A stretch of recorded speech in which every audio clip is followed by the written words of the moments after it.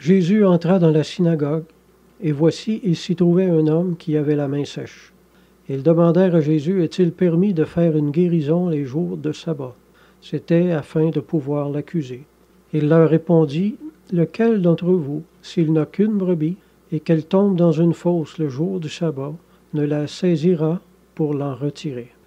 Bon, le sabbat était pourtant une loi importante dans l'Ancien Testament, une des plus importantes, passible même de la peine capitale pour celui qui la profanait, là, on ne rit pas, là.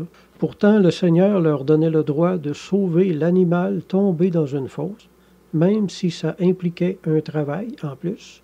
Pourquoi? Parce que la raison seule de sauver leurs vils intérêts, loin de là, loin du Seigneur les questions d'intérêt. C'est pas à cause qu'un âne, ça valait un tel prix qui leur permettait de le sauver. Ça fait pas rapport.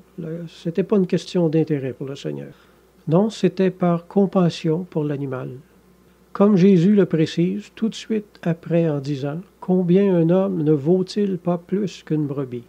Il est donc permis de faire du bien les jours de sabbat. » Ou comme le dit Marc 3,4, « Il est permis de sauver une vie, même un jour de sabbat. » Tout ça veut dire que ne pas observer une loi ne signifie pas nécessairement la profaner.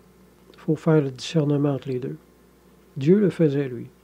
Les pharisiens qui, par une fausse interprétation de la loi, lui reprochent de violer le sabbat en faisant un travail de charité, en guérissant les gens, prétendant que les bonnes œuvres sont interdites en ce jour-là, mais que les motifs d'intérêt ne le seraient pas.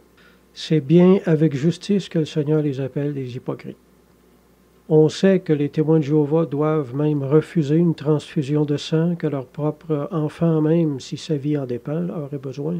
Mais même si l'ancienne loi était encore en vigueur, là, ce qui n'est pas le cas, et même s'il était clairement stipulé dans l'Écriture de s'abstenir du sang humain, ce qui n'est pas le cas non plus, ça ne serait toujours pas une raison suffisante pour laisser un enfant mourir.